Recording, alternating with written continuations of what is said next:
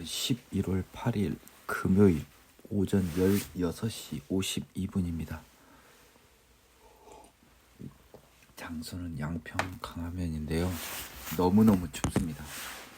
제가 이곳에서 자지 않고 저희 집에서 자서 4시 20분, 30분 정도 일어나서 이곳에 왔는데요. 당초에 오늘은 광주에 일이 있어서 내려가려다가 일이 취소가 됐습니다. 그래서 지난주에 처음으로 금요일 날도 이렇게 이 강해 설교 예배 형식은 아니지만요, 강해 설교를 진행하기로 했는데 저희 집에서 진행하려다가 이곳에 와서 하게 되었습니다.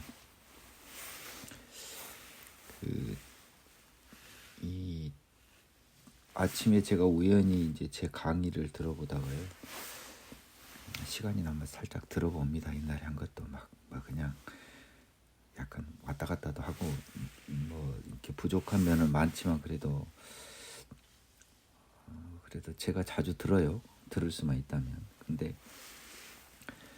제가 이 여러분들에게 정결의 속죄제, 즉 성막에 와서 그 하나님의 임재가 계신 성막에 더러운 몸으로 오면 죽고요, 하나님 역시 더러운 사람을 볼 수 없기에 하나님의 임재가 계신 곳에는 원래 절대로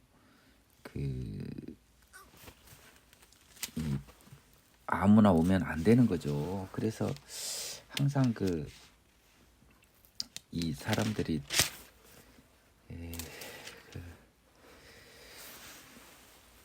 정결의 속죄제를 드리지 않고 성막에 오면 죽어요. 그래서 모든 제사의 기본 중의 기본이 정결의 속죄제라고 제가 말씀을 드렸었습니다.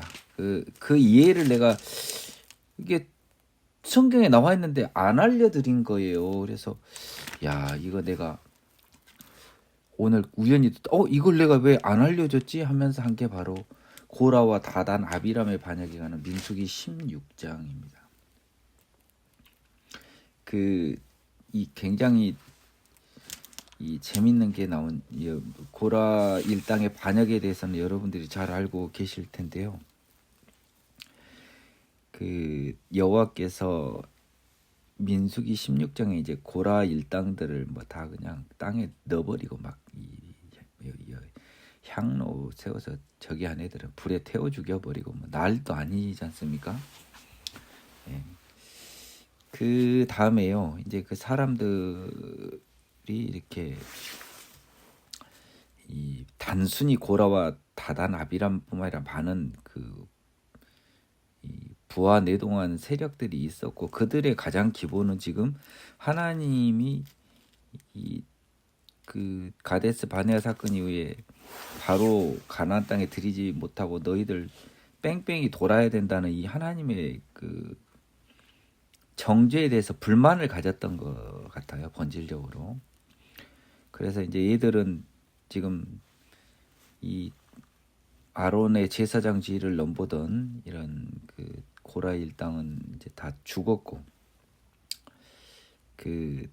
민수기 16장 15절에서 하나님이 이렇게 말씀하십니다. 너희는 이 회중에게서 떠나라. 내가 순식간에 그들을 멸하려 하노라 하시며 그 두 사람이 엎드리니라. 그래서 이 지금 하나님의 이 연병으로 하나님이 이제 죽이신 것처럼 돼 있는데, 제가 말씀드리고 싶은 것은 그 하나님의 벌 앞에서 모세가 한 행동을 보면 향로를 가져다가 제단불을 그것에 담고 46절 그의 향을 피워 회중에게로 와서 그들을 위하여 속죄하라라고 되어 있습니다. 자, 그럼 내가 여기서 질문하는 거예요.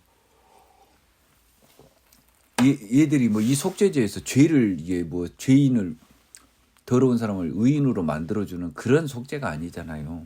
뭐냐면 하나님 앞에서 죽지 않는 속죄인 거예요. 이것도 지금 긴급 제사죠. 긴급 제사. 이 모세가요, 지금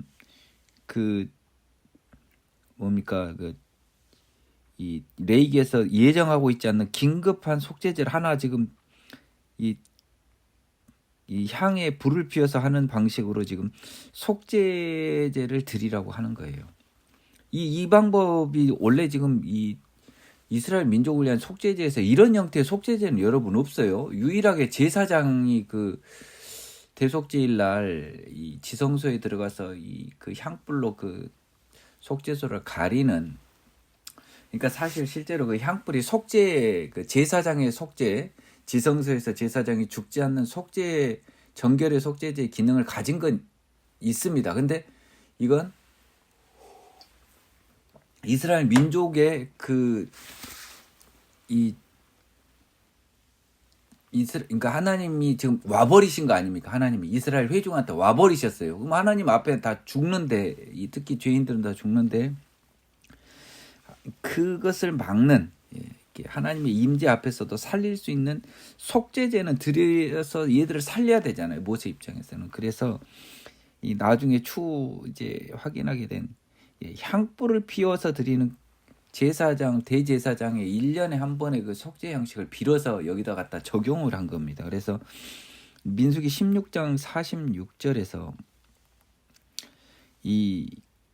모세가 아론이 드린, 모세가 아론한테 이르렀잖아요. 아론이 결정한 것도 아니에요. 그러니까 모세가 긴급 속죄제를 하나 만든 겁니다. 지금 이 사람들 살리려고요. 그래서 하나님이 이 향을 피워 드리는 이 제단불의 향을 속죄로 제사로 간주해서 그들을 살려준 거죠.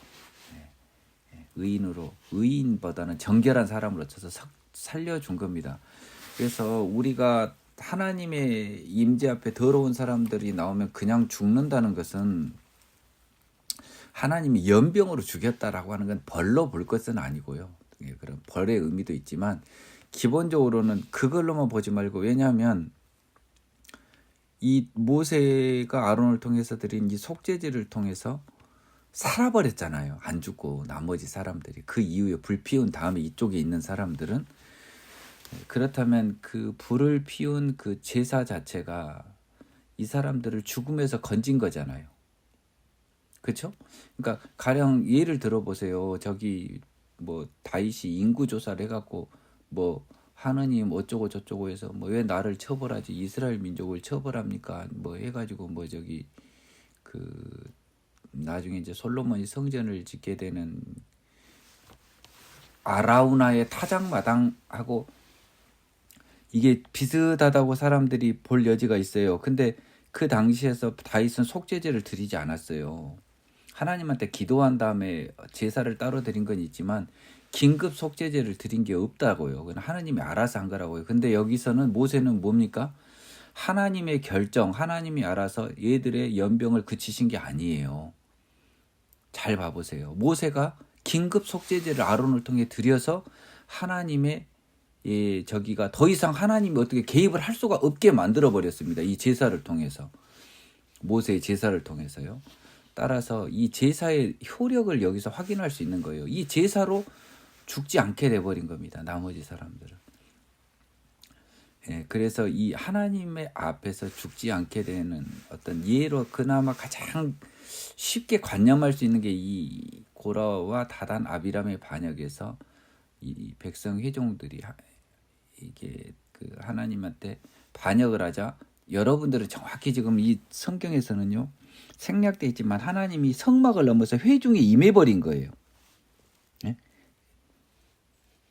회막을 넘어서요 그냥 저기 이 회중의 45절 보세요. 너희는 이 회중에서 떠나라, 내가 순식간에 그들을 멸하려 하느라 하심이라고 한 걸로 봐서 하나님이 성막을 넘어서요 그냥 회중에 임해버렸습니다. 자, 그러면 회중에 임한 하나님, 자 회중들은 다 죽어야죠. 이 구조입니다. 죄인들이니까요. 근데 거기서 사는 유일한 길은 정결의 속죄제를 드리는 수밖에 없습니다. 그래서 46절에 긴급 속죄제로 모세가 아론에게, 이제 자기는 제사장은 아니니까 시킨 거예요. 아론은 이 방법으로 구할 줄 모른 겁니다. 근데 모세는 백성을 사랑하는 마음에 이렇게라도 해서 속죄제로 빨리 이 백성들을 살려라는 겁니다.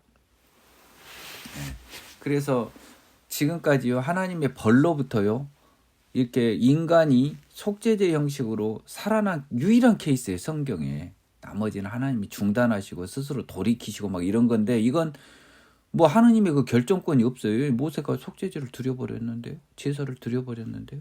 따라서 제사의 효과로 백성이 죽지 않은 겁니다. 이 관념이 정결의 속죄제가 적용된 대표적인 사례인 것 같아요. 이 예에는 제가 보지 못했습니다. 그래서 제가 기존에 항상 말씀드릴 때 이스라엘의 모든 민족은 하나님 앞에 가면 죽는다는 생각을 관념했기 때문에 모세도 떨기나무에서, 그리고 변화산 사건에서 베드로, 야고보, 요한도 하나님을 쳐다보지 못했다는 그런 예만 들었는데, 실제로 적용된 예가 있다라는 것이 확인이 됐어요.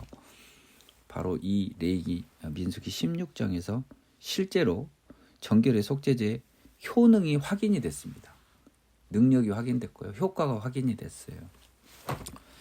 이 부분을 좀 전해드리고 싶었습니다. 오늘은 지난주에 이어서 지난 수요일입니다.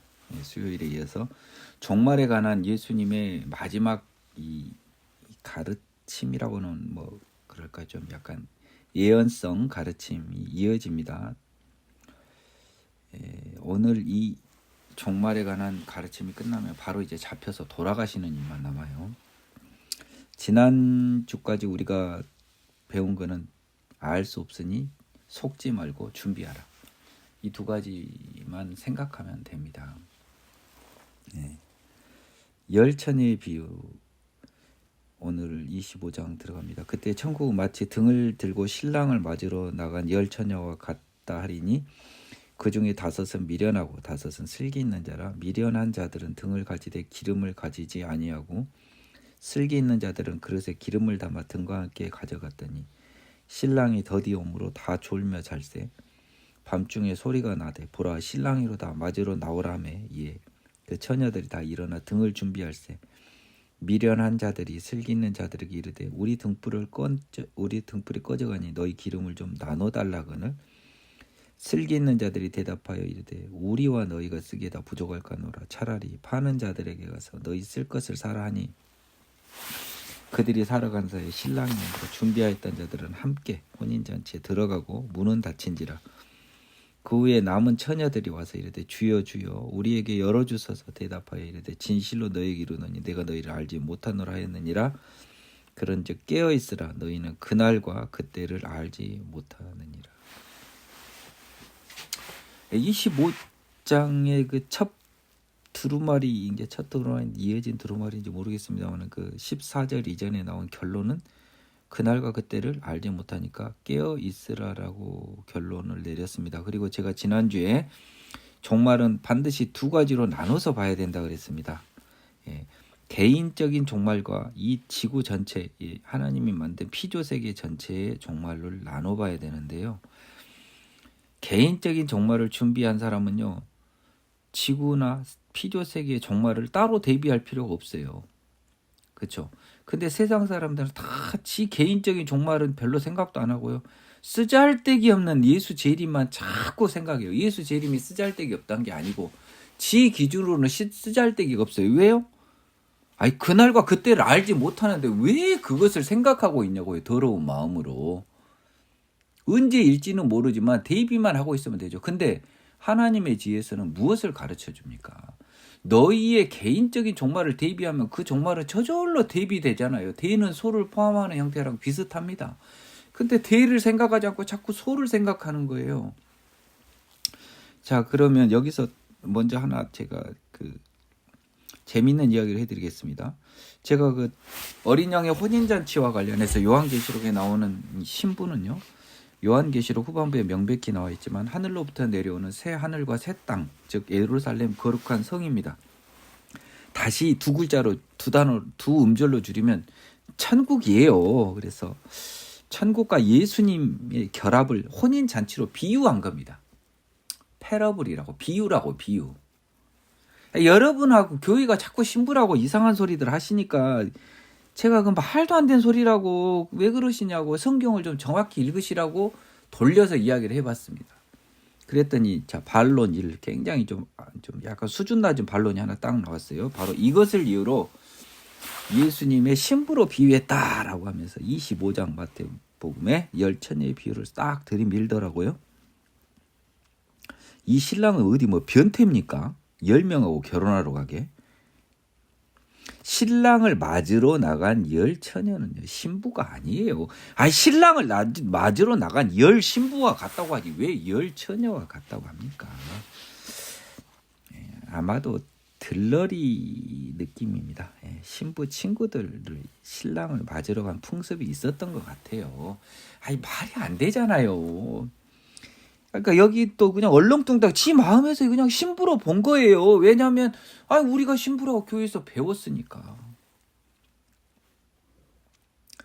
자, 근데 이 신랑이 언제 올지를 잘 모르나 봅니다. 그러니까 이 유대의 결혼 풍습을 우리가 추측해 봐야 돼요. 딱 신랑이 그때 시계도 없고 휴대전화도 없으니까 아마 이 뭡니까? 혼인집에 이제 신랑이 우리하고 비슷하게 올 거예요, 아마. 그쵸? 그럼 이제 들러리들이 맞으러 가나 봐요. 느낌에. 근데 하필 이 신랑이 보통 상식에 반하게 좀 늦게 와버린 케이스입니다.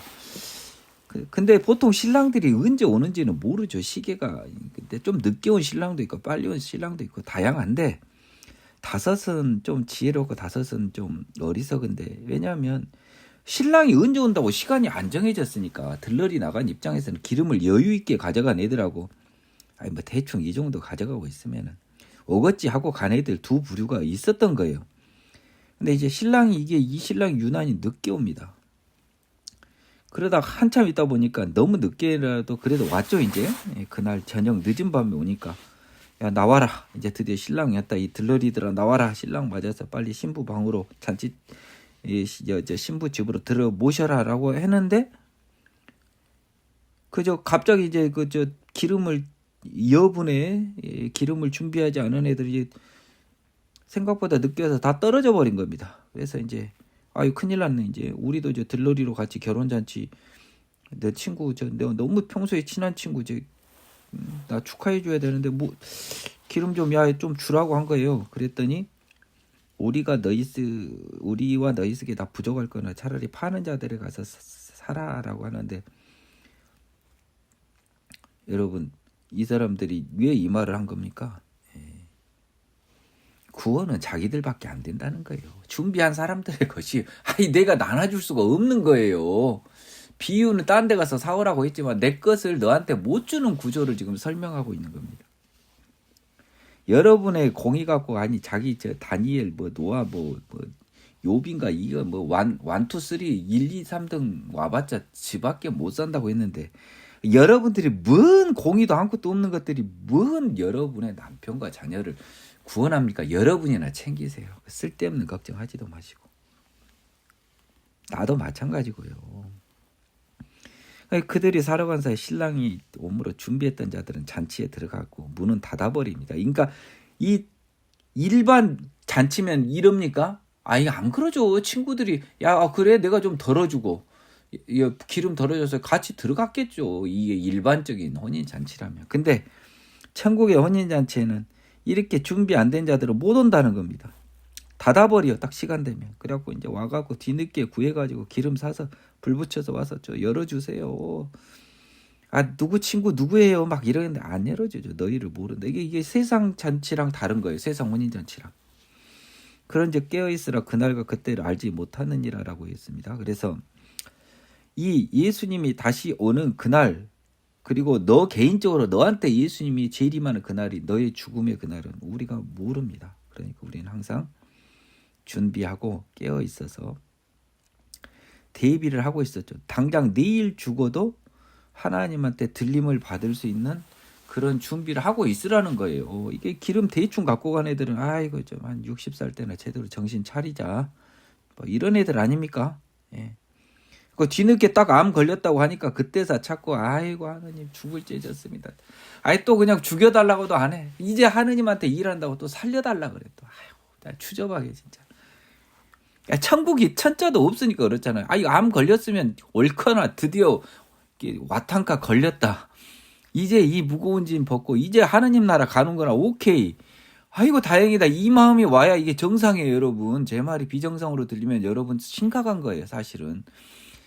이 마음이 들도록 기도하고 이 마음이 드는 그 길을 하나님이 인도해 주시라고 여러분 기도하셔야 됩니다.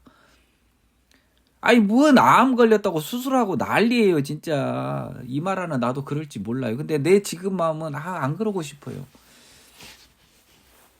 아이 뭐 수술해서 뭐 얼마나 오래 살라 그래요. 하나님이 부르셨는데 그냥 가버려요. 가버리라고요. 아이 빨리 죽으면 하나님이 나를 얼마나 빨리 보고 싶었으면 부르셨을까 하고. 여러분 처자식은 하나님이 알아서 다 챙겨주지. 여러분보다 훨씬 비교도 안 되는 완벽한 후견인을 남겨두고 뭐가 아쉬워서 못 죽어요. 아이고 뭐 새끼들이 밟혀요. 뭐 마누라가 밟혀요. 여러분 하나님이 없으니까 밟히죠. 그렇잖아요. 여러분 딱 걸린 거예요. 하나님이 없으니까 밟히는 거라니까요. 그리고 더하여 여러분의 자녀와 여러분의 배우자는 여러분 것 아니에요. 하나님 거예요. 제발 여러분들의 주제를 잘 파악하시기 바랍니다. 달란트 비유. 또 어떤 사람이 타국에 갈 때 그 종들을 불러 자기 소유를 맡긴 같으니 각각 그 재능대로 한 사람에게는 금 5달란트를, 한 사람은 2달란트를, 한 사람에게 1달란트를 주고 떠났더니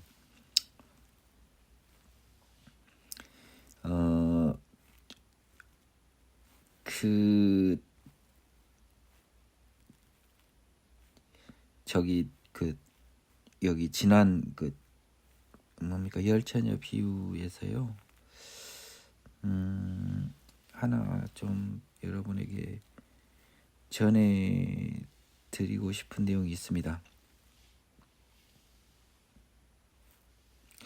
지금까지 천국을 준비하지 못한 사람들은요. 포도원 농부들의 비유 등을 비롯해서 주로 하나님을 인정하지 않고 지 죽음을 걱정하지 않고 지멋대로 세상의 주인처럼 살아가던 남자들을 책망하는 형태가 많았는데요.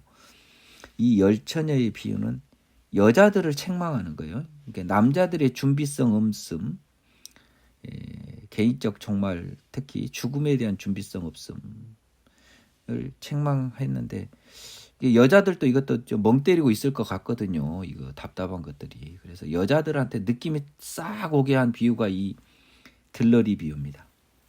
준비에 대한 비유. 여기서 이제 뭐 주여 하니까 여러분들 이거 또 헷갈리지 마세요. 자, 이 세상적 기준으로 하면 신부 아버지겠죠. 근데 이게 천국 잔치에서 주여니까 마치 예수님이 혼인잔치에 어린 양이 신랑이라면 주여는 누구예요? 우리 성부 하나님 아니겠어요? 그 어린 양의 아버지. 자, 이런 것도 좀 생각을 하면서 좀 보시라고요. 여러분들은 다 지혜가 있습니다. 그리고 하나님이 지혜를 주실 거예요. 그러니까 제가 방금 지나가 버렸는데 이런 것들도 여러분들도 다 생각을 해 보셔야 돼요. 아니 내 말만 뭐 말입니까? 나는 하나의 어떤 하나님이 나한테 줄 것도 있지만 여러분한테 주실 것도 많고요. 그다음에 내 생각이 틀릴 수도 있는 부분이 있어요. 그래서 여러분들이 무비판적으로 받아들이는 그거는 또 옳지도 않아요. 그렇다고 또 비판을 위한 비판을 하는 건 그건 진짜 바보고요. 자, 그래서 여자들의 어리석음을 비유한 열처녀 비유 다음에 이제 달란트 비유가 나오는데 이것도 제가 결론을 미리 말씀드리기 굉장히 어렵습니다. 자, 이게 뭐냐면요, 여러분. 하나님이 그 각자의 믿음의 분량대로요. 이 금 5달란트, 2달란트, 1달란트를 주고 기본적으로는 그것을 점점 늘려가라라고 해서 이 믿음을 키워가라는 하나님의 명령이 이제 여기에 숨어 있는데 여러분들이 여기서 겁나 조심할 게 있어요. 나중에 결론적으로 보면요. 5달란트 받은 자는 5달란트를 남겼습니다. 2달란트 받은 자는 2달란트를 남겼어요. 근데 남긴 건 5달란트 받은 사람은 5개나 남겼는데 2달란트 받은 2개밖에 안 남겨서 서로 달라야 되잖아요. 근데 하나님 똑같이 치는 거예요. 왜냐하면 자기의 분량에 따라서는 최선을 다했다는 겁니다. 근데 이에 비해서 1달란트 받은 자는 어떠한 일을 했는지는 여러분들이 잘 아시죠? 그걸 알고 한번 보자고요. 자, 그 재능대로라고 15절에 써졌는데요. 영어 표현 according to his ability. 깜냥에 맞춰서 믿음의 깜냥에 맞춰서 줬습니다. 그래서 하나님은요, 적게 받은 사람이 자기 깜에 따라서 최선을 다하면 그것도 인정을 해준다는 거예요. 그 믿음의 길도. 그래서 각각 5, 2, 1 달란트를 주고 떠났습니다. 5달란트 받은 자는 바로 가서 그것으로 장사하여라고 했습니다. 바로 가서 즉시 at once 머뭇거리지 않고, 그러니까 게으르지 않다. 이 달란트 비유는 여러분 게으른 것에 대한 굉장한 이 책망이 담겨 있는 비유입니다. 그러니까 여기서 굉장히 중요한 단어가 바로예요. 바로 가서 어디 뭐 해찰하고 간 게 아니고 at once 바로 가서 그것으로 장사했다라고 하니까 이게 번역이 굉장히 불편했어요. 왜냐하면 영어 버전을 제가 이거는 설명을 해드리겠습니다. 영어 버전 킹 제임스는 traded with them. 그래서 them은 이제 그 달란트겠죠. 5달란트. NIV 버전은 put his money to work에서 그의 돈, 그 달란트를 work 작동하게 했다. 돈이 작동하면 뭡니까? 이제 장사하는 느낌이잖아요. 돈을 불렸다라는 느낌입니다. 그렇죠? 나쁜 의미로 불리는 게 아니니까요. 지금 이 하나님이 이렇게 믿음의 달란트를 준 겁니다. 믿음의 선물, 자 성령을 통해서 우리 이 민기영 성도에게는 한 좀 1톤 정도의 줬어요. 그 능력을. 그러면 열심히 늘려서 1톤을 만들어 오라는 겁니다. 500kg 받은 사람 500kg, 심지어 100kg 받은 사람 100kg만 남겨도 돼요. 5톤 받은 사람 5톤 남기면 되고요. 그래서 그거를 가지고 장사를 했다. 이 느낌은 뭐냐면 믿음의 분량을 가지고 계속 하나님과 동행하면서 믿음을 키워 나갔다는 겁니다. 즉 하나님과의 관계성을 점점 심화시켜 나갔다는 겁니다. 지금 말한 이게 정답이에요. 하나님과 관계를 점점 심화시켜서 하나님과 동행하는 정도가 점점 커져갑니다. 또 5달란트를 남겼습니다. 그래서 결산 기준이에요. 지금 결산 기준이라고 해요. 죽을 때 보니까 아이고 이것이 엄청 불려놨네. 2달란트 받은 자도 그같이 또 2달란트를 남겼습니다. 똑같이요. 1달란트 받은 자는 가서 땅을 파고 그 주인의 돈을 감추어 두었더니라고 했습니다. 이 150, 죄송합니다. 내 거 각주번호는 이 18절에 땅을 파고 그 주인의 돈을 감추어 두었더니라고 하는 것은요, 이게 굉장히 좀 무서운 말이 있습니다. 하나는 2가지가 숨어 있는데요. 이것은 게으름에 대한 이 책망도 있지만 또 이기심, 복음에 대한 이기심에 대한 책망도 있습니다. 그럴 일은 없지만 복음이 좋은 거 그냥 나나 누리면 되지 뭐하러 뭐 아깝게 팝니까? 근데 이제 진정하게 복음을 안 사람은 이런 어이없는 생각을 하지 않죠. 천국엔 인원수 제한은 없습니다. 인원 제한은 없어요. 우리는 그 수를 모르니까요. 하느님이 아는 제한은 있는데 우리 기준은 제한이 없는 거죠. 여러분 이것도 조심해야 돼요. 하나님 기준 예정이지만 우리 기준은 예정이 안 돼 있는 거예요. 왜? 우리는 죽을 때 아니까. 하나님 기준은 천국에 들어올 수 백성 수가 정해져 있지만 우리 기준은 무제한이에요. 알 수 없어요. 왜? 우리는 그 수를 모르니까.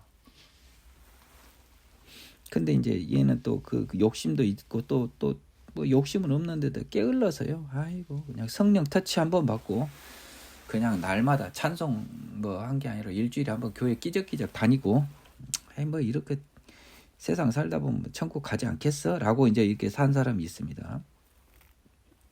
오랜 후에 그 종들의 주인이 돌아와 그들과 결산할 때 이게 지금 달란트 비유는 결국 마지막 심판의 결산 상황입니다. 이제 딱 왔습니다. 5달란트 받았던 자는 5달란트를 더 가지고 와서 이르되 갖고 옵니다. 그래서 이제 하나님 심판대 앞에서 주인이여 내게 5달란트를 주셨는데 보소서 내가 또 5달란트 남겼나이다. 뭐 사실 이 말을 하겠습니까? 실제로 이제 비유예요. 비유. 누가 이럽니까? 다 하나님의 공로라고 하겠죠. 근데 이제 예수님이 보니까 얘가 5달란트가 더 남았는 거야. 아유 믿음이 아주 부쩍 자라왔어. 그 주인이 이르되 잘하였도다 착하고 충성된 종아. 네가 적은 일에 충성하였으면 내가 많은 것을 내게 맡기리라. 네 주인의 즐거움에 참여할지어다 하고 2달란트 받았던 자도 와서 이르되 주인이여 내게 2달란트를 주셨는데 보소서 내가 또 2달란트를 남겼나이다. 그 주인이 이르되 잘하였도다. 착하고 충성된 자나 네가 적은 일에 충성했으면 내가 많은 것을 내게 맡기리니 네 주인의 즐거움에 참여할지어다 하고.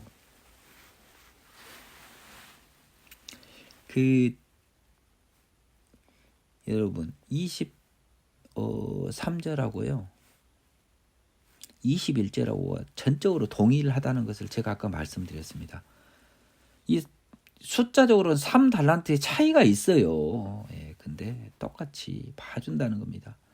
자기 믿음의 분량대로 줬기 때문에 그 분량의 만큼 하나님이 예정한 만큼 믿음을 키워서 하나님의 심판대에 온 사람들은 하나님이 똑같이 취급을 해주는 거예요. 천국 자녀 삼아주는 겁니다. 네 주인의 즐거움에 참여할지어다. 이렇게 천국 잔치에 참여할지어다 이 말 아닙니까? 천국 혼인잔치에. 네가 적은 일에 충성했으면 많은 것을 내게 맡기리라라고 하는 것에 여러분들에게 편의상 제가 영어 표현을 알려드리면 적은 일을 a few things라고 표현했고요. 저기를 many things라고 표현했는데 우리는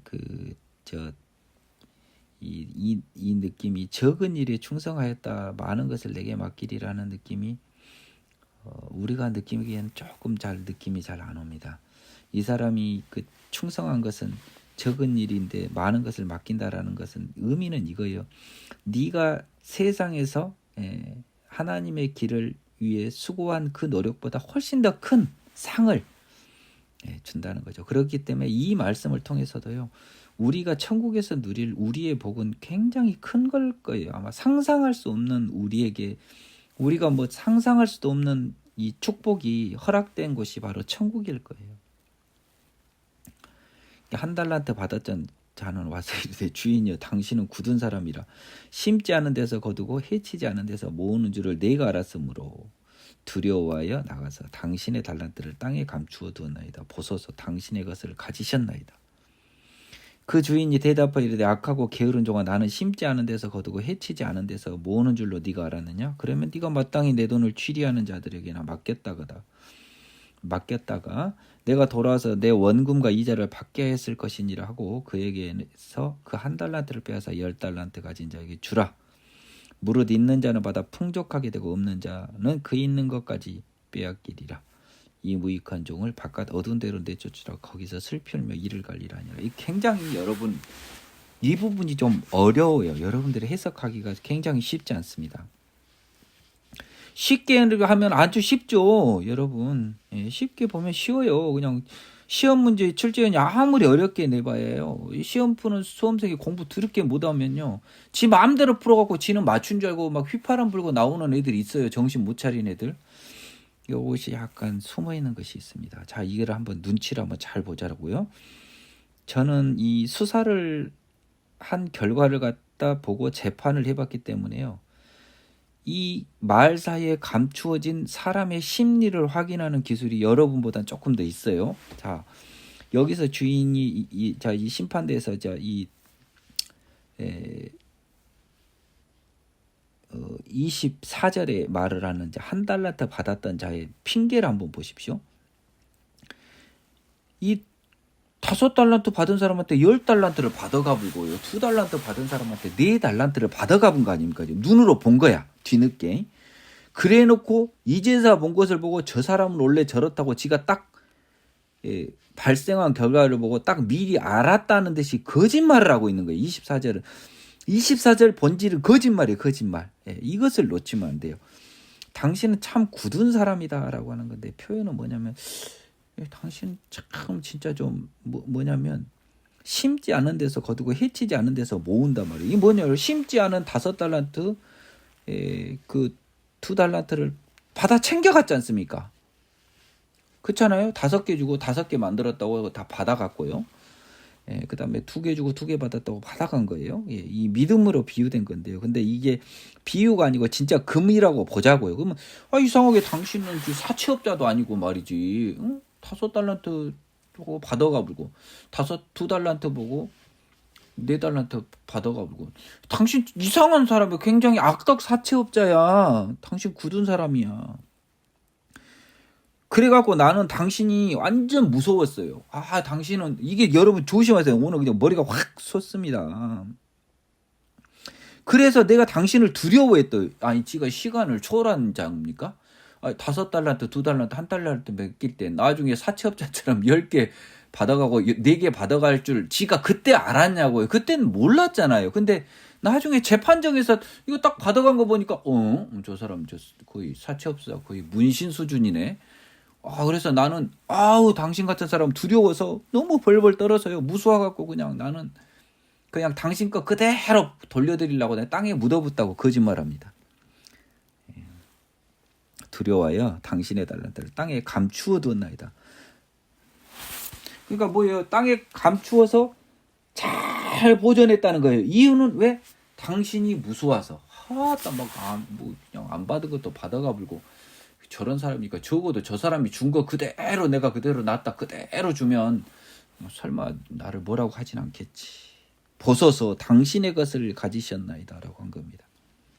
당신 참 무서운 사람이고 진짜 사채업자야.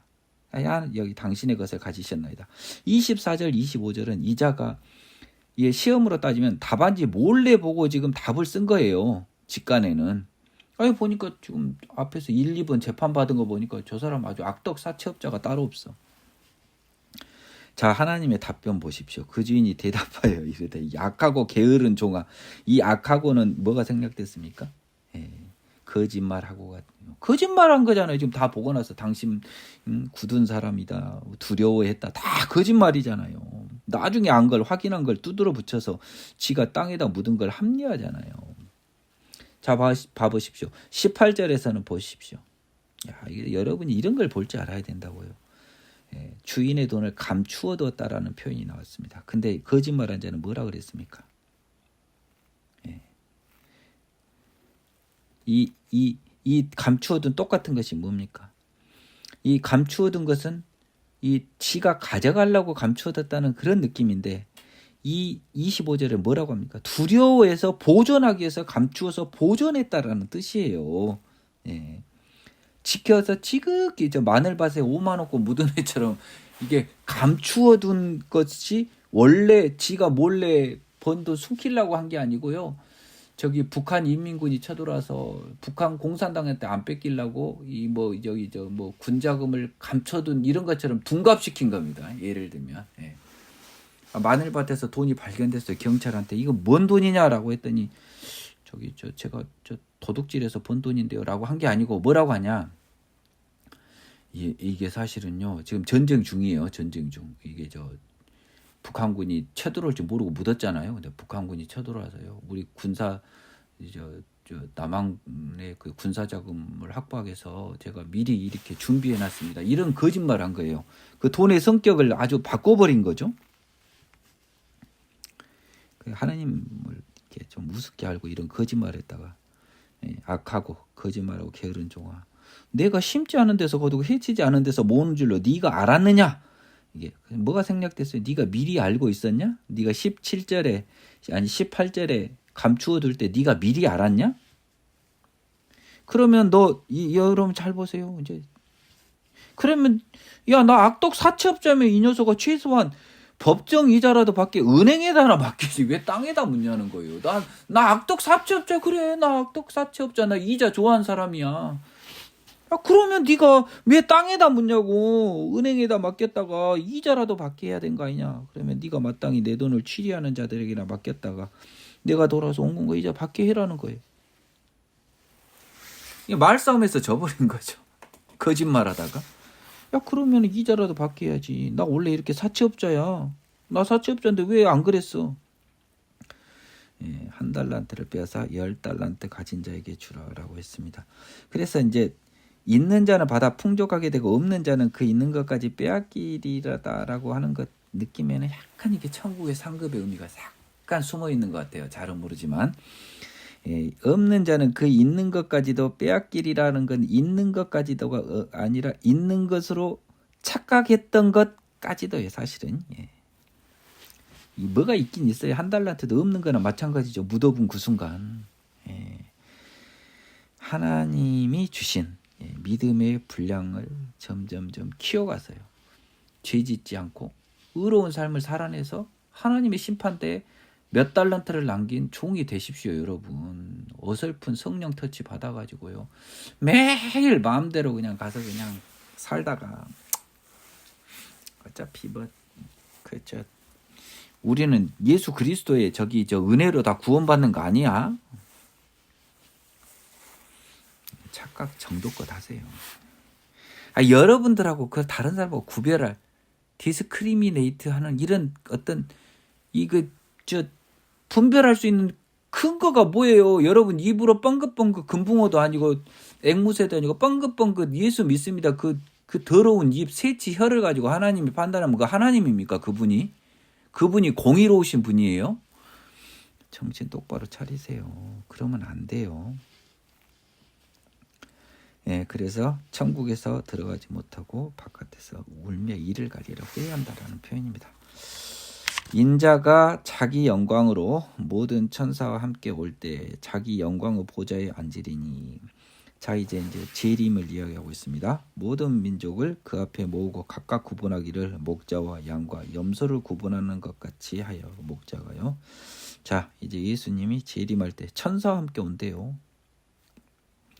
그리고 자기 영광의 보좌에 앉으리니. 그러니까 이제 천사와 함께 올 때는 재림의 순간이고 영광의 보좌는 심판입니다. 그러니까 이게 수간적인 관념이 그냥 거의 0.0001초 사실상 동시 패션이에요. 우리는 아마 예수님 재림을 죽어서 볼 겁니다.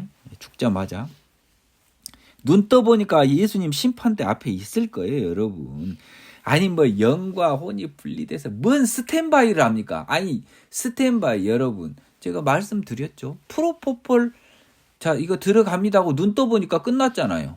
그러면 내가 정신 못 차리고 있는 프로포폴 들어가서 내가 낄 때까지 시간은 나한테 의미가 있어요? 없어요? 없죠. 아무 의미가 없죠. 눈 떠보니까 의사가 끝나갖고 나 끌고 가불잖아 이제. 처음에 저 그거 당했을 때는 얘들 사기친 줄 알았어요. 이것들이. 응? 귀찮게 안 해놓고 했다고 뻥친 줄 알았다고요. 나중에 내 내장과 내 위에 필름을 들이밀면서 했으니까 내가 인정했지. 그거 안 그러면 내가 꼼짝없이 속은 거잖아요. 마치 그런 것처럼요. 이것도 우리가 눈 떠보면 예수님 보좌 앞에 딱 있습니다. 그래서요. 모든 민족을 그 앞에 모으고 모든 민족이 뭐예요? 모든 인류, 모든 사람을 모아서요. 각각 구분합니다.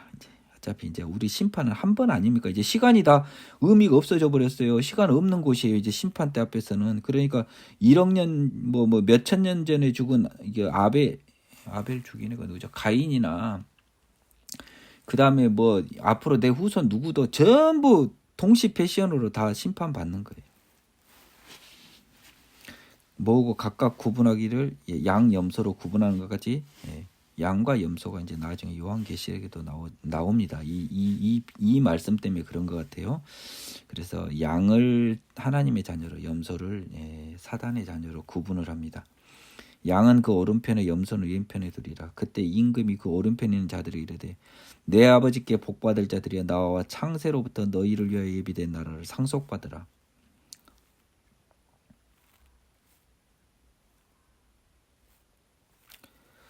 내가 줄일 때 너희가 먹을 것을 주었고 목마를 때 마시게 하였고 나그네 되었을 때 영접하였고 헐벗을 때 옷을 입혔고 병들었을 때 돌보았고 옥에 갇혔을 때 와서 보았느니라. 이에 의인들이 대답하여 이르되 주여 우리가 어느 때 주께서 줄이신 것을 보고 음식을 대접하였으며 목마르신 것을 보고 마시게 하였나이까. 또 어느 때 나그네 되신 것을 보고 영접하였으며 헐벗으신 것을 보고 옷 입혔나이까. 어느 때 병드신 것이나 옥에 갇히신 것을 보고 가서 배웠나이까 하리라.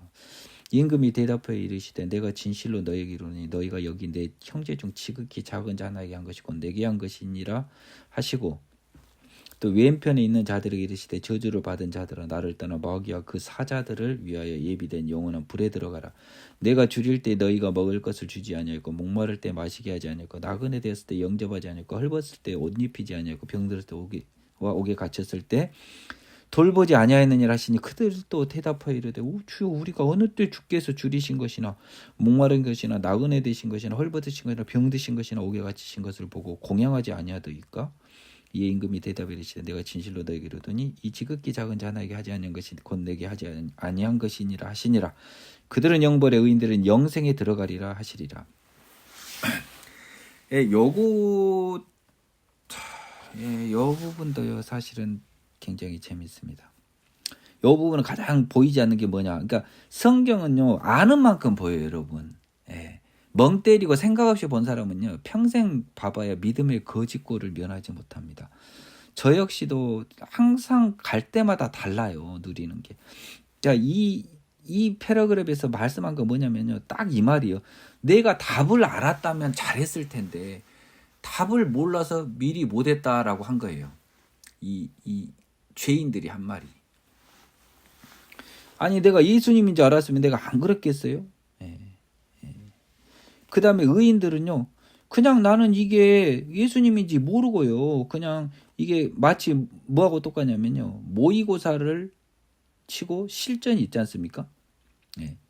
근데 모의고사를 그 실전인지 모르고 열심히 친 사람이 있고요, 모의고사를 대충 친 사람인데 나중에 보니까 이 모의고사가 진짜였다라고 하는 거, 이거 정말 황당한 거잖아요.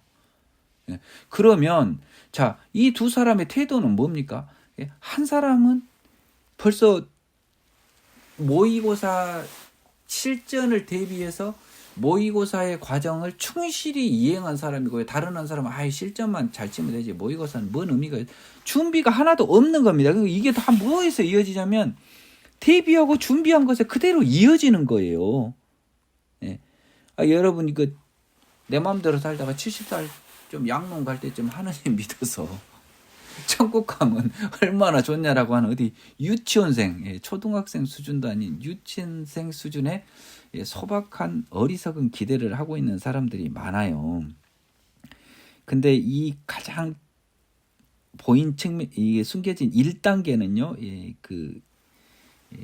준비가 항상 답을 알 수 없으니까 항상 준비하라는 게 숨어있고, 2단계는 뭐가 또 숨어있냐면요, 사람이 바뀌어야 된다는 게 숨어 있습니다. 이게 진짜 무서운 거예요, 여러분. 왜 모의고사를 실전처럼 쳤냐? 사람이 바뀌어서 그런 거예요. 실전형으로 이미 바뀌어버린 거예요, 이 사람이. 생명의 성령으로 태어났기 때문에 그냥 생명의 성령의 법으로 살다 보니까 부지 중에 천사를 영접한 사람처럼 부지 중에 예수를 영접한 꼴이 돼버린 겁니다. 왜냐하면 내가 그러고 싶어서 한 게 아니에요. 그냥 내 몸이 그렇게 바뀌어서 그런 거예요. 또 그냥 예수님인지 알아야만이 열심히 하고, 아니면 대충 하게 한 건 내 몸이 여전히 죄의 몸이니까 그 일을 했던 거거든요. 그래서 이 마태복음의 말씀에서는요, 항상 준비하라고 하는 것이 1단계적인 거고요. 두 번째 더 무서운 거 뭐냐면 니들이 변해야 된다는 거예요. 그래야만 이 거짓골을 한 예수를 알아볼 수 있는 거예요. 내 앞에 정말 그 헐벗고 굶주린 자가 예수일 수도 있잖아요.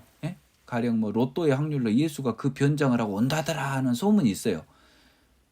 근데 그러면 그 확률이 얼마나 되겠냐 해서 그냥 대충 해서 간 사람도 있고, 또 뭐 확률에 상관없이 한 사람도 있는데, 이 두 사람의 가장 큰 차이는 뭐냐? 사람이 다른 사람이 됐다는 거예요. 다른 사람이 헐벗고 굶주린 사람을 공양하는 것이 마음이 편하고 그것이 내가 기쁜 사람으로 변해버린 A와 그것이 불편한 B가 있는 거예요. 그래서 그것이 불편한 B의 몸의 상태로 있는 애는 결국은 예수님을 공양하고 영접할 기회를 놓쳐버린 꼴이 되고, 변하여 새 사람이 되어 아예 딴 사람처럼 살아가다 보면 부지 중에 결국 예수님을 공양한 꼴이 발생한 거예요. 그러니까 이 말씀 이면에는 너희들은 대부분 후자에 해당할 거예요. 눈에 보여야만이 이렇게 공양하지.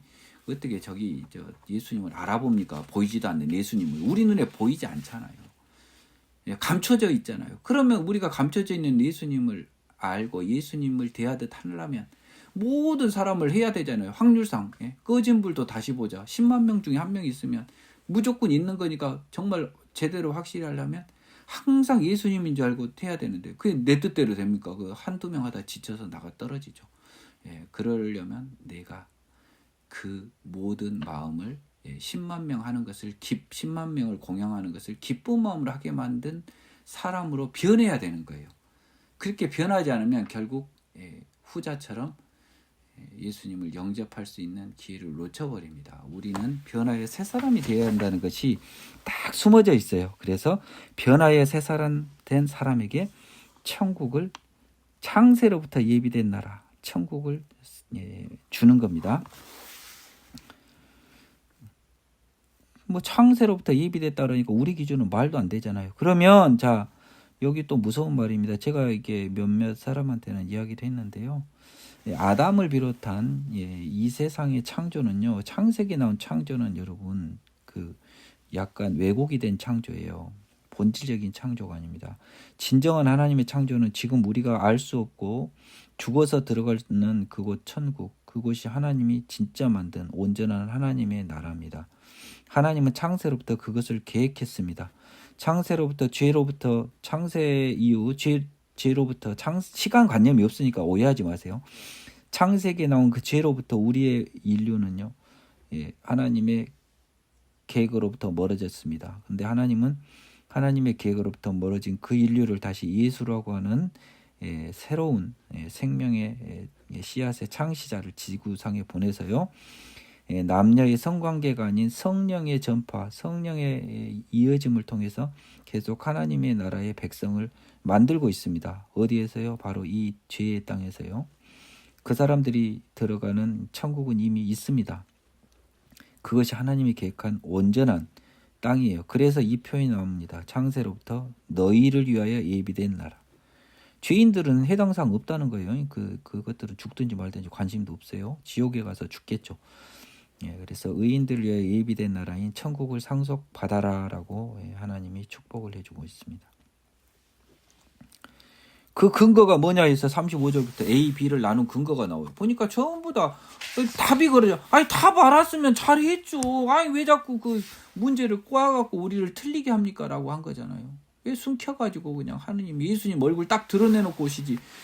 어디 그 병자나 어디 거지나 노숙자 폼으로 나타나서 나 그냥 헷갈리게 만들었습니까? 라고 하는 말도 안 된 변명을 합니다만은 그러면 평소에 잘하죠. 평소에 어떻게 우리가 잘합니까?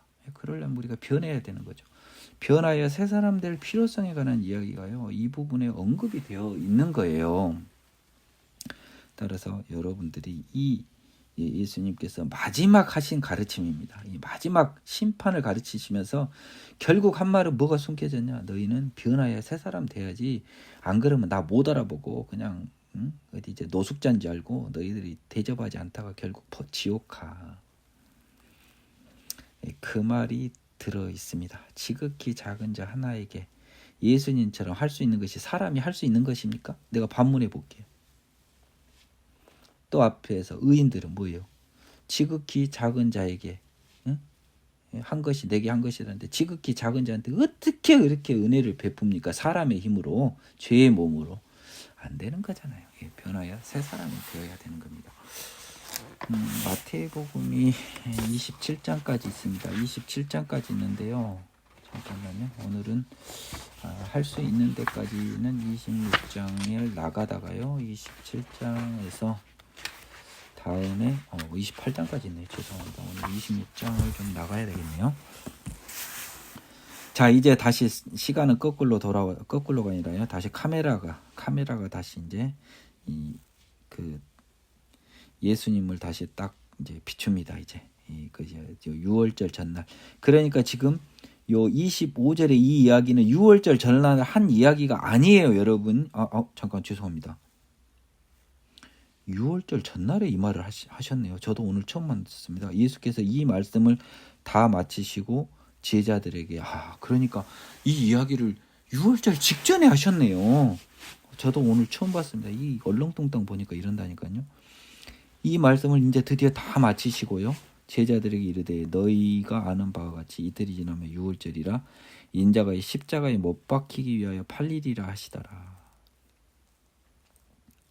자, 이 예수님께서 결국 이 말씀은 종말에 관한 이 말씀들은 결국 가시기 전에 하셨네요. 얘들한테 힘 쭉 빠질까봐 미리 하진 않으셨네요. 자, 이 말 들었을 때 얘들도 얼마나 충격이 했겠습니까? 또 십자가에 못 박히에 팔리더라. 지금 저 뭐 의인들은 영생에, 악인들은 영벌에 들어간다는 건 관심도 없어요. 얘들은 지금 정신 없는 애들인데 아직까지는. 그때 이제 카메라가 또 이제 반대쪽을 비춥니다. 예수님과 제자들이 아닌 대제사장들과 백성의 장로들은 가야바라고 하는 대제사장이 관정에 모여 예수를 흉계로 잡아 죽이려고 의논하되 말하기를 밀란이 날까느니 명절에는 하지 말자 하더라.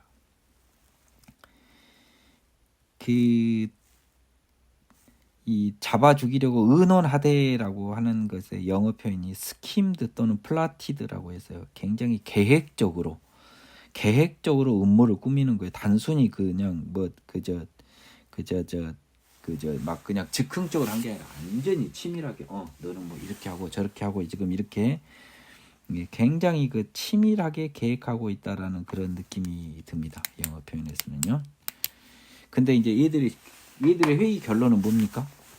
밀란이 나니까 명절에는 하지 말자, 유월절에는 하지 말자. 사람 많이 모였으니까.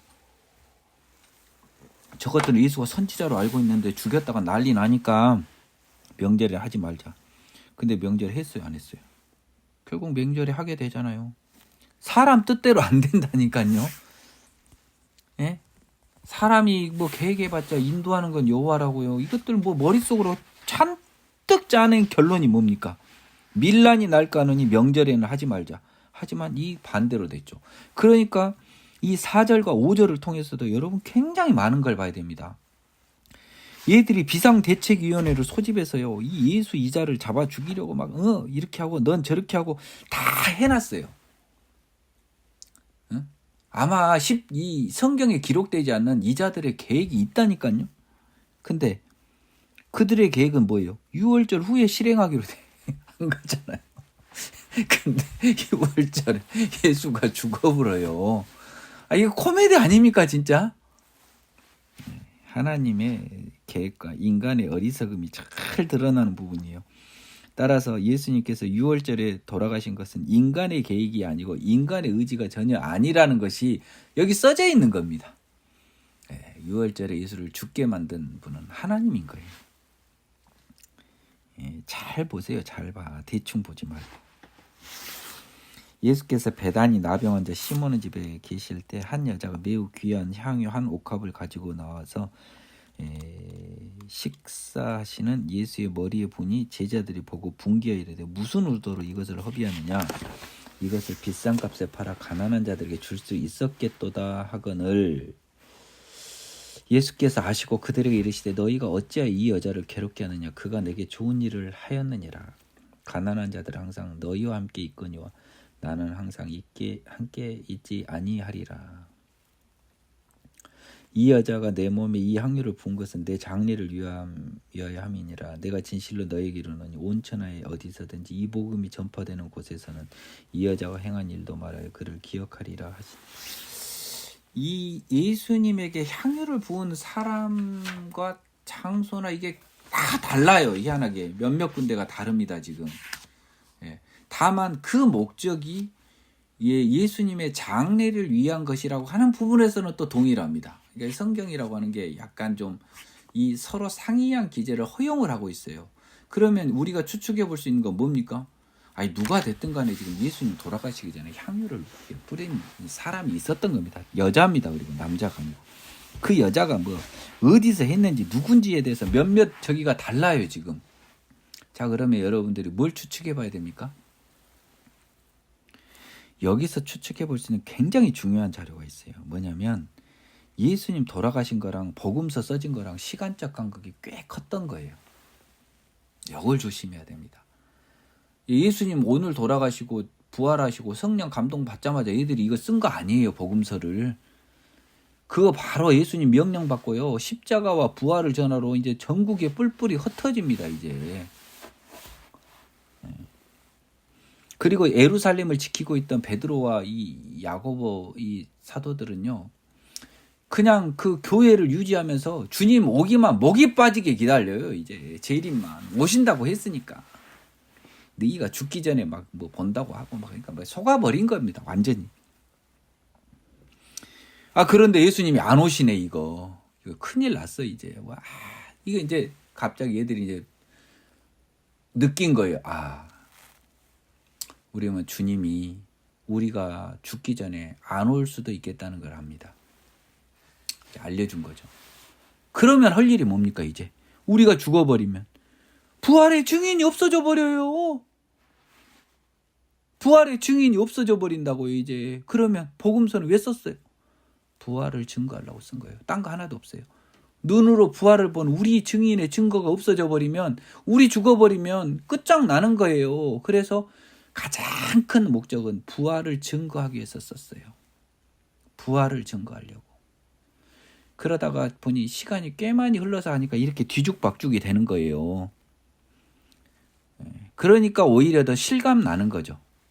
오히려 더 거짓이 없다고 볼 여지가 큰 거예요. 적어도 저자의 의도는. 객관적인 진실은 안 하겠지만 저자들은 다 자기의 기억 속에서 진실을 썼습니다. 근데 그들의 공통된 기억들이 뭡니까? 예수님 부활했다는 거예요. 에? 물론 나머지 것도 많지만 그리고 그들은 그것을 증거하기 위해서 썼어요. 여러분들이 이것을 잘 아셔야 돼요.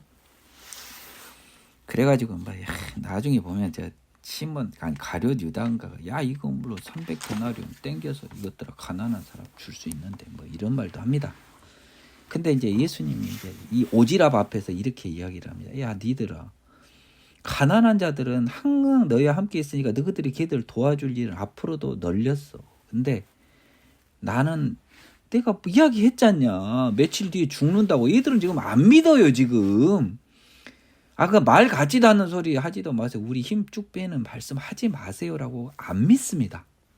근데 예수님이 다시 확인사살하네요. 아이고 나의 장례, 내 장례는 나의 퓨너럴이잖아요. 나의 그 장례식을 위해서 미리 한 거라는 거예요. To prepare me for burial. 나의 그 죽음, 매장, 장례를 위해서 나를 이렇게 준비해 내 몸을 미리 향유를 뿌린 거라고 합니다. 그러니까 이 여자가 이제 향유를 뿌리게 한 것도 하나님이시죠. 이 여자가 왜 향유를 뿌렸는지 나 모르겠어요. 하나님이 야 너 가서 저기 비싼 거 깨서 그분한테 부으라고 뭐 하나님이 한 거예요. 그러니까 그렇지. 얘가 뭐 머리에 뭐를 맞은 애도 아니고 요새 돈으로만 한 5천만 원, 7천만 원짜리 기름을 갖다 쏟으면 그 제정신입니까? 정신병원에 집어넣어야지 그 여자는. 근데 하나님이 뭔 마음을 준 겁니다. 그래서 예수님의 장례를 위해서 이렇게 큰 희생을 한 여자가 온 천하 복음 전파되는 거죠. 이 여자가 행한 일 기억하라. 마태복음에 써졌잖아요. 지금 이름은 안 나왔어요. 뭐 나병 환자 시몬의 집에 있는 한 여자. 이름도 안 나와. 근데 이 여자는요. 복음서에 여러 곳에 등장합니다. 그러니까 예수님께서 말씀하신 이 뜻대로 됐잖아요. 이 여자가 행한 일은 기억돼 버렸잖아요. 복음서에 써져가지고. 이 여자 누군지 진짜 천국에 갔겠지만 나 궁금해 죽겠어요. 그래서 예수님께서는 또 이런 의미도 있습니다. 자기를 위해서 또 여러분 예수님은 지금도 살아 계세요. 성령님으로. 그러니까 이 예수님을 위해서 모든 것을 이 여자가 목숨 다음으로 중요한 게 재산인데 이 여자의 전 재산입니다. 전 재산을 갖다 쏟아 부어 버렸어요. 그렇다고 뭐 어디 뭐 사이비 종교에 부라는 게 아니에요. 걔들이 예수님 아니잖아요, 여러분. 이만희가 예수님이 아니고 이장님이가 예수님 아니잖아요. 이런 걸 또 잘못 해석하면 안 됩니다. 예수님을 위해서 모든 것을 바치라는 거예요. 또. 여러분 돈보다 일단 여러분 목숨 바치세요. 쓰잘데기 없는 거 바치지 말고 아싸리 깔끔하게 여러분의 육의 몸을 갖다 탁 그냥 헌납하세요. 죽었다고. 그리고 암 걸리면 죽어버리자고요, 같이.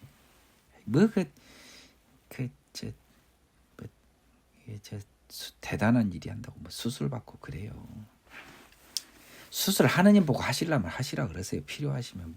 그게 이 말한 나도 수술 딱 받아본다니까요. 사단이 싹 꼬시면은, 사단한테 넘어져 버리면, 아이 나 제발 저 마취도 싫어하고요. 내 몸에 칼 대는 거 정말 싫거든요. 저 살짝 손만 비워도 아프고 아우 나 그거 싫어요.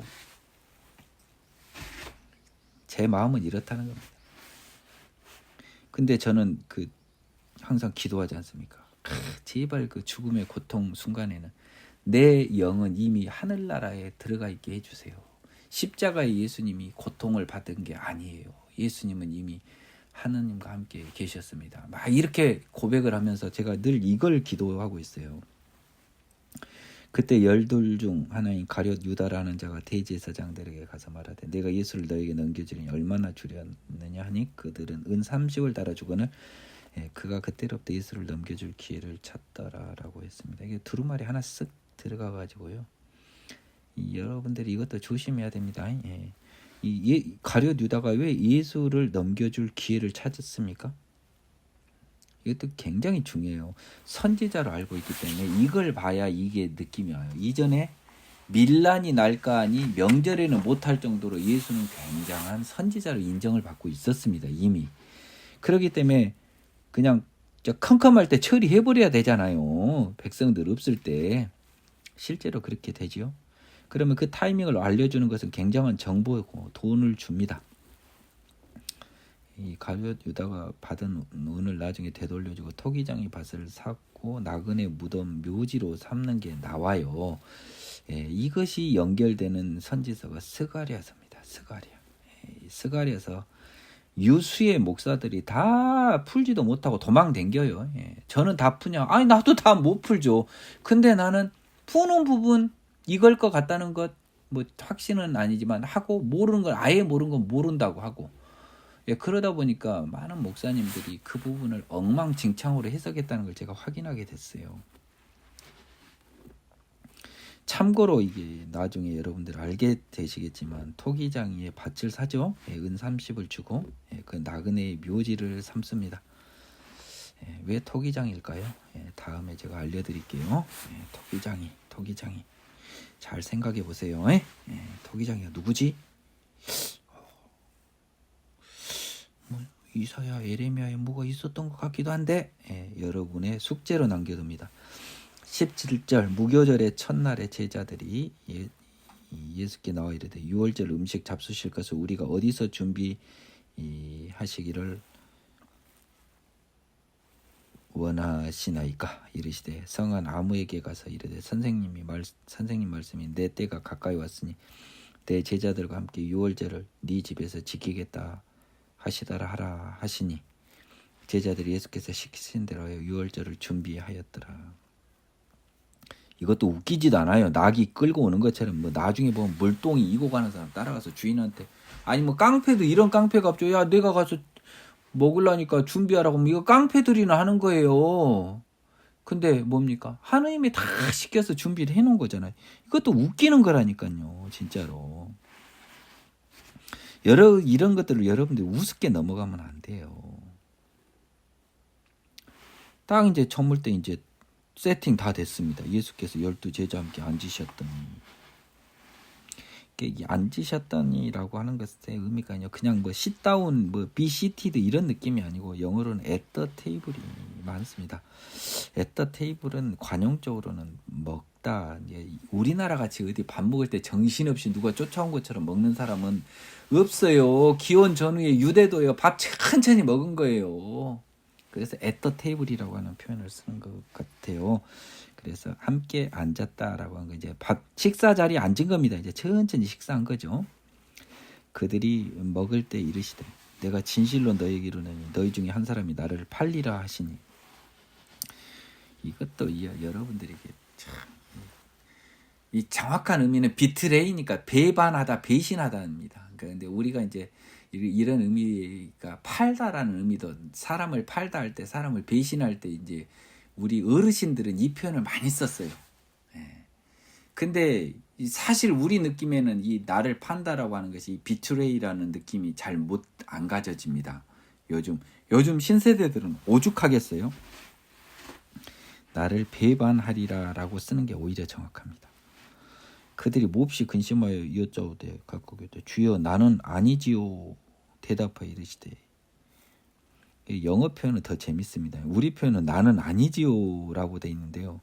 영어 성경에는요. 혹시 저예요? 설마? 이런 말도 안 된 저는 아닌데 혹시 저예요? 라고 이렇게 써졌어요. 근데 번역은 이게 맞아요. 느낌상은 나는 아니죠 이 말이에요. 그 말도. 대답하여 이르시되 나와 함께 그릇에 손을 넣는 그가 나를 팔리라. 답을 알려줬습니다. 인자는 자기에 대하여 기록된 대로 가거니와 인자를 파는 그 사람에게는 화가 있으리로다. 그 사람은 차라리 태어나지 아니하였었더라면 제게 좋을 뻔하였느니라. 예수를 파는 유다가 대답하여 이르되 라비여 나는 아니지요. 대답하시되 네가 말하였도다. 네가 말하였도다. You have said so. 또 그렇게 말했다.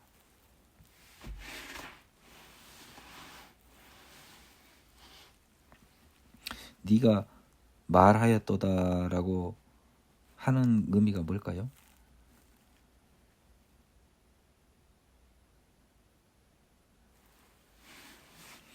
나는 아니지요라고 해서 네가 말하였도다라고 하는 것이 어디죠? 이 의미는 이 대부분 사람들 말처럼 네가 스스로 인정하는 꼴이다라고 하는 느낌입니다. 예. 그러니까 이 약간 좀 약간 뭡니까 이 불교 승려들의 대화처럼 그런 의미예요. 예수를 파는 유다는 대답하여 이르되 지금 다 알고 있는데 라비여 나는 아니지요라고 대답하시되 아니지요 그러니까 대답하시되 예수께서 네가 말하였도다라고 했습니다.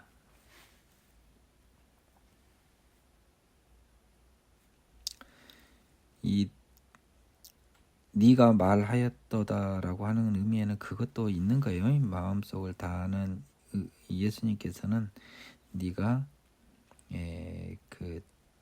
이미 지금 이 14절, 15절, 16절을 다 알고 있잖아요. 그래서 그런 부분들까지 포함하여서 하는 것입니다. 네가 그렇게 말했다라는 것은 네가 팔겠다고 파는 이야기 다 한 건 내가 안다라는 이런 의미예요. 그들이 먹을 때 예수께서 떡을 가지고 축복하시고 떼어 제자들에게 주시며 이르되 받아서 먹으라 이것은 내 몸이니라 하시고 또 잔을 가지고 감사기도 하시고 그들에게 주시며 이르시되 너희가 다 이것을 마시라. 이것은 죄 사함을 얻게 하려고 많은 사람을 위해 흘리는 바 나의 피 곧 언약의 피니라. 그러나 너희에게 이르노니 내가 포도나무에서 난 것을 이제부터 내 아버지의 나라에서 새 것으로 너희와 함께 마시는 날까지 마시지 아니하리라 하시니라. 이에 그들이 찬미하고 감람산으로 나아가니라. 유명한 성찬입니다. 이게 이제 나중에 나를 기념하라 해서요. 이게 중세시대예요. 지금 많이 퇴색됐습니다만요. 초창기 교회에서는 특히 심했고요. 이 성찬이요. 이게 너무너무 중요해 버렸던 거예요. 왜냐하면 사람들이 어떤 개념이냐면 이 성찬 때 먹는 떡, 빵과 포도주가요. 예수님의 살과 피가 돼서 그것이 마치 내 몸에 들어가면서 예수님과 합체가 된다는 약간 그 1차원적인 관념이 굉장히 강했던 것 같고, 두 번째로 예수님 이걸 기념하라고 분명히 나중에 요한복음서에서 말씀을 해요. 정확히 기억은 안 납니다만은 복음서 중에. 그래서 이게 실제로 이러한 이 성찬 예식 예배에서 굉장히 중요한 부분, 세례와 더불어서요. 이 세례와 성찬이라고 하는 이 두 의식은요. 카톨릭에서 분리된 개혁 개신교에서도 여전히 남아있는 유일한 성례전입니다. 따라서 이 성찬 의식은요. 너무너무 중요하긴 합니다. 실제로요. 하지만 그 형식적인 행위 자체로는 아무 의미가 없어요, 여러분. 생명의 성령의 법으로 태어나서 뭐 떡 먹어서 포도주 먹어서 태어나면 지금 여러분 100번 1000번도 더 태어났겠죠. 근데 이것은요. 그것을 기념하기에 생명의 성령의 법으로 태어난 사람한테나 그게 예수의 살과 피가 되는 거지, 그 피와 살을 먹어서 생명의 성령의 법으로 변하는 게 아니라고요. 선우가 바뀌었어요. 조심하세요, 여러분. 이게 성찬 먹으면 그날 막 홀리해지고 이런 느낌 가지셔도 좋은데 그 홀리해지는 것을 확인한 겁니다. 확인한 거. 그때그때. 생명의 성령을 받은 다음에 그때그때 확인하는 거지. 이 성찬을 통해서 여러분이요. 세례와 성찬을 통해서 여러분이 예수의 자녀가 되는 게 아니에요. 그건 셀리먼입니다. 확인하는 의미입니다. 세례라고 하는 것은요, 엄밀히 그 개념적으로 말했을 때요, 회개를 위한 세례라고 써졌어요. 제목 자체가. 그렇기 때문에 이 세례라고 하는 것 자체는 그 자체가 완성형이 아닙니다. 회개를 해서 새 사람이 되어야 되는 거예요.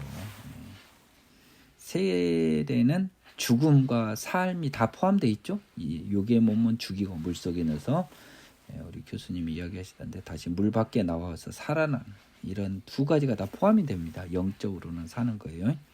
하지만 큰 의미는 육적으로 죽은 것이 더 큽니다.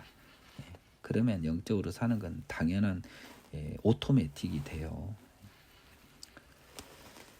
그래서 이 떡과 피의 이 성찬 의식을 하면서 재밌는 말씀을 하십니다. 포도나무에서 난 것이 뭡니까? 포도주겠죠. 아버지의 나라, 천국에서 새 것으로 너희와 함께 마시는 날, 우리와 함께 어린 양의 혼인잔치에서 마시는 날. 그래서 이 천국을요, 천국에 들어가고 우리가 천국의 백성이 되고 또 천국이 임하는 것을요, 일관하여 복음서에서는 잔치로 비유합니다. 그 중에서도 혼인잔치로 비유해요. 그렇기 때문에 어린 양의 혼인잔치의 신부가 천국 새하늘과 새 땅인 거예요. 이 비유니까 이 양반들아 거기서 어디를 비유. 혼인잔치를 무생물인 저기 뭡니까? 새하늘과 새 땅과 예수님이 어떻게 혼인을 해요? 비유라고요. 예수님과 이 천국이 결합된 그 기쁜 날을 혼인잔치로 비유하고요. 그렇기 때문에 예수님을 신랑으로, 천국을 신부로 비유하고, 우리에게는 인바이티드 된 초대받은 사람들, 그 잔치에 참가할 수 있는 사람들, 천국 자녀 백성 되는 영광을 그렇게 비유한 거예요. 어린 양의 혼인잔치가 교회니 우리들이니 그래서 우리가 예수의 신부가 된다고 지금 전 세계에서 난리야. 내가 민기영 전도사가 갑자기 어린 양의 혼인잔치에, 오늘은 이 31절까지 36절 전까지만 합니다. 36절 이유는 너무 중요해서 뒤로 미루고요. 오늘 좀 긴박하게 좀 약간 좀 정신사납게 진행이 됐기 때문에 오늘은 여기까지만 하는데요. 오늘 이 부분에서 여러분들한테 이게 29절을 제가 반드시 전해드려야 되겠어요. 여러분, 이 세상에서 제일 기쁜 날이요, 잔칫날이고 그 중에서 혼인잔칫날이 제일 기쁜 날입니다. 한번 생각해 보세요. 고대 시대는 더더욱이 그랬을걸요. 가장 기쁜 날. 그래서 일관하여 예수님은요, 혼인잔치 계속, 심지어 저기 뭡니까, 바리새인과 요한의 제자들 금식하는데 왜 당신들은 그렇게 먹고 난리를 칩니까? 금식도 안 하고. 그랬더니 뭐라 그랬습니까? 혼인집, 잔치집에 있는 그 사람들이 신랑과 함께 있을 때는 금식 안 하지 않냐?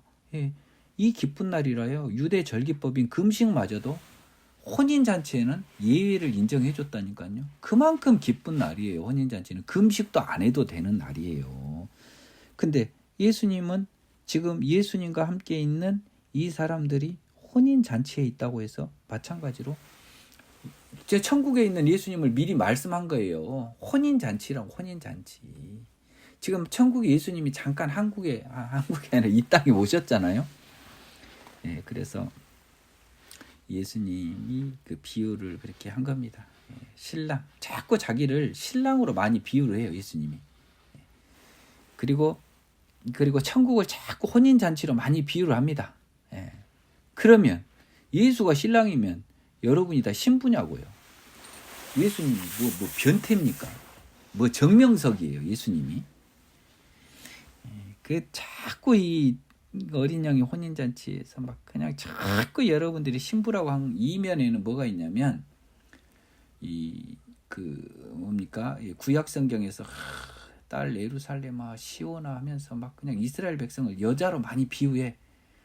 여러분 히브리어는 성과 수가 있는 언어입니다. 우리말도 수는 있지만 우리말은 성이 없어요. 명사에. 자, 자동차 남성이에요, 여성이에요? 우리 뭐 없어요. 예. 바다 남성이에요, 여성이에요? 하늘 남성이에요, 여성이에요? 근데 희한하게 이 고대 언어들은 명사에 성이 있습니다. 성. 예. 바다는 라메르니까 아마 여성일 가능성이 굉장히 큽니다. 제가 불어는 해봤거든요. 불어도 성수가 있습니다. 그런데 이 캐슬, 예. 영어로 캐슬 성, 예. 불어로는 샤또, 이게 여성 명사가 됩니다. 예루살렘 여성 명사입니다. 시온 여성 명사입니다. 그러니까 자꾸 딸 그러는 거예요. 명사가 여성 명사예요. 관념적으로. 자, 그래서 저기 우리 그 이스라엘을 말할 때 딸 그러니까 전부 신부 막 이어진 거예요. 거기다가 또 바울이 뭐라고 그러냐. 서신서에서 뭐 고린도에서인가 그래요. 내가 너희들 순결한 천녀로 그리스도께 인도한다. 여기서 이제 신부가 생겨본 거야. 예. 근데 바울은 거기서요, 이 그리스도와 우리의 결합을 결혼에 비유한 건 맞아요. 근데 잘 봐보십시오. 여러분들을 생명의 성령으로 태어나게 이끈 그 과정에서 여러분한테 제일 필요한 건 뭐예요? 정결함이죠. 깨끗함이죠. 그러면 세상에서 두 사람을 결합함에 있어서 가장 정결이 강조된 게 요즘은 뭐 그것도 엉망진창 돼버렸지만 결혼한 신부의 정결이 굉장히 옛날에 강조가 됐어요. 그러니까 신랑 앞에 나간 여자가 깨끗함을 가지고 신랑에게 나가는, 그래서 여러분 바울이 말한 정결한 신부로 예수께 인도한다 할 때 여러분은 결혼을 생각할 게 아니라 정결함을 생각했어야 된 거예요. 신부의 정결함, 깨끗함을 생각했어야 된다는 거예요. 그렇기 때문에 그것이 혼인잔치를 비유한 게 아니고요. 신부의 순결함을, 예수께 나아가는 신부의 순결함을 강조한 겁니다. 또 이제 어떤 게 나오냐면 뭐 고린도에서 하도 뭐 남자가 여자 두드러 패니까 뭐 그리스도는 뭐 머리고 뭐 남편이 그리스도고 뭐 여자는 뭐 어쩌고 저쩌고 해갖고 결국 거기서도 비유가 남편과 아내의 비유처럼 그리스도와 교회를 남편과 아내로 비유를 합니다. 고린도서에 나와요. 고린도 전서로 기억합니다만. 그래서 교회와 예수 그리스도의 비유가 남편과 여자로 나오니까 그리스도의 신부라고 또 정말 머리가 아파요. 어린 양의 혼인잔치는 요한계시록에 나와요. 그리고 요한계시록 22장에서인가 21, 2장에서 신부가 새 거룩한 성 예루살렘, 하늘로부터 내려오는 거룩한 성 예루살렘, 새 하늘과 새 땅이 신부임이 아예 써져 있어요. 여러분 찾아보세요. 요한계시록에. 괜히 뭐 내가 지금 말해줄 수도 있지만 여러분이 한번 찾아보라고요. 요한계시록 21장, 22장에 나와 있어요. 어차피 여기서 오늘 마무리할 거니까 제가 알려드릴게요. 이거 뭐 말을 안 해주면 찾지도 않아. 또 깨울러가지고. 요한계시록 21장에 나와 있네요. 21장 2절. 또 내가 보매 거룩한 성 새 예루살렘이 하나님께로부터 하늘에서 내려오니 그 준비한 것이 신부가 남편을 위해 단장한 것 같더라. 그리고 가장 결정적인 것이 21장 9절입니다. 7 대접을 가지고 마지막 7장을 담은 7 천사 중 하나가 나와서 내게 말해 이르되 이리 오라. 내가 신부 곧 어린 양의 아내를 내게 보이리라. 자, 이제 나왔죠? 신부 어린 양의 아내를 보인다고 했습니다. 그래놓고 성령으로 나를 데리고 크고 높은 산으로 올라가 하나님께로부터 하늘에서 내려오는 거룩한 성 예루살렘을 보이니라고 써졌잖아요. 국어 공부한 사람이면 이거 갖고 나하고 따지려면요, 대한민국 사람이 아니라고 하든지 본인의 지적 수준이 성경을 읽을 수준이 안 됨을 고백하십시오. 근데 제가 이걸 딱 들이밀었더니 명세기 신학박사라는 저희 대학원의 모 교수님과 신학의 열정에 불타는 아주 학구파 전도사님이 나를 잡아먹으려고 그래. 그리고 나를 미친 사람 취급해. 내가 봤을 땐 그들이 정신이 없고 눈이 닫혔는데 제가 한마디 대답도 안 했습니다. 내가 어설픈 예수님 빙의를 한 거죠. 아유 뭐 빌라도가 물어봐야. 아이 거룩한 성 예루살렘과 새하늘과 새 땅이 어린 양의 신부라고 말했으면 됐지. 내가 하나님의 아들이다라고 말했으면 됐지. 뭐 그 말도 통하지 않는 애들하고 말을 섞어요. 예수님은 이제 나중에 나옵니다. 빌라도 법정에서 내가 하나님의 아들이란 말 빼놓고는 한마디도 말을 안 섞어요. 말이 안 통하니까. 말을 섞고 싶지 않더라고요. 아, 예, 제가 잘못 생각했나 보네요. 예, 한번 생각해 볼게요. 라고 했습니다. 예, 그 어린 양의 혼인잔치. 그 혼인잔치에서 새 것으로 너희와 함께 포도주를 마시는 날까지 마시지 아니하리라. 얼마나 감사하고 좋은 말입니까? 제자들은 같이 마실 거라는 거잖아요. 다 천국 간다는 소리잖아요. 아주 부러워 죽겠습니다. 제자들이. 유다는 이미 빠졌지만요. 이에 그들이 참여하고 감람산으로 나아가니라. 감람산으로 왜 나갔어요? 점프 딱 하면 겟셋마네 기도하시다 나오죠. 겟셋마네가 감람산에 있는 동산 이름입니다. 그러니까 뭐 헷갈리지 마세요. 베드로가 부인할 것을 예언하시다. 그때 예수께서 제자들에게 이르시되 오늘 밤에 너희가 다 나를 버리리라. 기록된 바 내가 목자를 치린 양의 떼가 흩어지리라 하였느니라. 그러나 내가 살아난 후에 너희보다 먼저 갈릴리로 가리라. 베드로가 대답하여 이르되 모두 주를 버릴지라도 나는 결코 버리지 않겠나이다. 예수께서 이르시되 내가 진실로 내게 이르노니 오늘 밤 닭울기 전 네가 3번 나를 부인하리라. 예, 베드로가 이르되 내가 주와 함께 죽을지언정 주를 부인하지 않겠나이다 하고 모든 제자도 그와 같이 말하니라.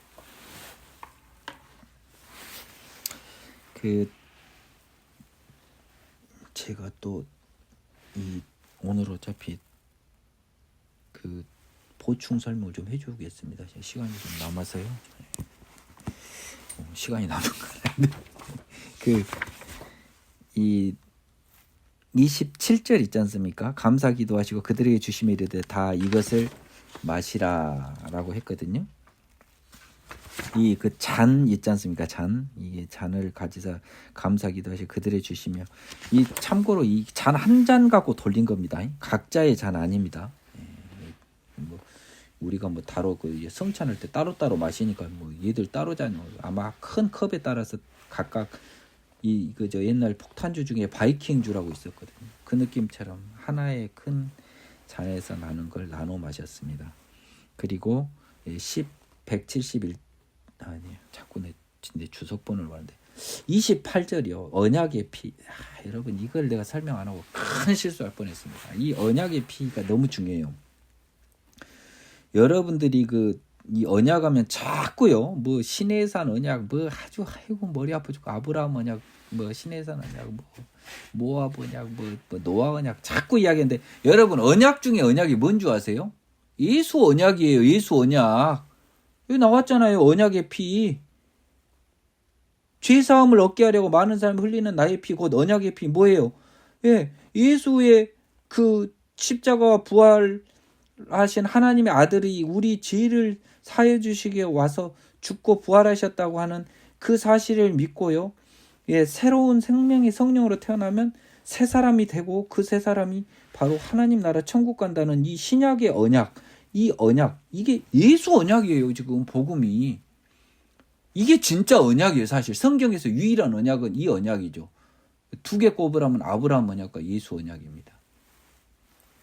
그렇기 때문에 여러분 언약 하면서 자꾸 예수님의 이 언약, 본질적인 신약의 구원의 언약을 잃어버리면 안 돼요. 언약 중에 언약은 이 언약입니다. 그리고 이 언약이 나오게 된 배경에는 하나님께서 창세기에서 아브라함과 맺은 그 언약 때문이라고 바울이 로마서 4장에서 이야기를 해주고 있어요. 따라서 우리에게 가장 중요한 언약은, 참된 언약은 아브라함 언약, 예수 언약 2가지만 있어요. 자, 노아 언약은 우리한테 해당 사항이 없어요. 우리하고 아주 멀어요. 또 시내산 언약, 뭐 솔로몬, 다윗 언약, 뭐 하나마나 모압 언약 다 되지도 않는 언약이에요. 그거는 왜냐하면 반대급부가 있거든요. 인간들이 나의 윤리와 규례와 법도를 지키면 되는 언약인데 그걸 지킬 수가 없어요. 그러니까 하나마나한 언약이에요. 그러면 그 언약을 못 지킨 인간은 어떻게 했었어야 됩니까?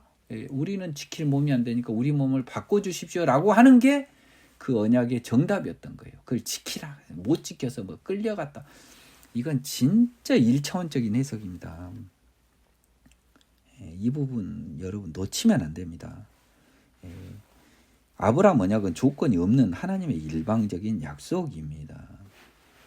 예수 그리스도의 언약도 하나님의 자녀 기준은 조건 없는 언약입니다. 다만 우리 기준에서는요, 아브라함에게는 할례를 요구했듯이 우리에게는 회개를 요구하고 있습니다. 회개의 진정한 의미는 개개의 죄를 반성하는 그런 어처구니 없는 낱개식의 개별적 회개가 아니고 죄의 몸에 있는 자신의 더러움을 고백하고 깨끗함을 구하는, 갈망하는 비잉, 존재에 대한 회개라는 건데, 너무 많이 이야기한 것 같은데, 뭐 투 뭐 용법 있지 않습니까? 아무리 강조해도 지나치지 않습니다. 그래서 오늘 너희들 중에 다 배반하고 이런다니까, 그 베드로가 또 나 좀 깡은 있어요. 그래서 아유, 나를 어떻게 보고 그런 말씀을 하냐고. 이 베드로 이 33절은 진심이에요. 진짜 죽더라도 내가 안 버린다고 얘기한 겁니다. 그러니까 베드로뿐만 아니라 모든 제자도 그와 같이 말했어요. 결국. 그러니까 베드로만 우리 욕하지 말라고요. 나머지 제자들도 다 이야기했어요. 베드로가 총대 맨 겁니다. 오늘은 여기까지 하고요. 내일은 굉장히 중요한 겟셋만의 기도하고요. 또 이루어지는 예수님에 대한 재판, 그리고 참 큰일이네요. 앞으로도 한 번에 다 못 끝날 가능성이 크네요. 양보다는 질을 따지기로 했기 때문에요. 이해해 주시기 바랍니다. 오늘은 여기까지 할게요.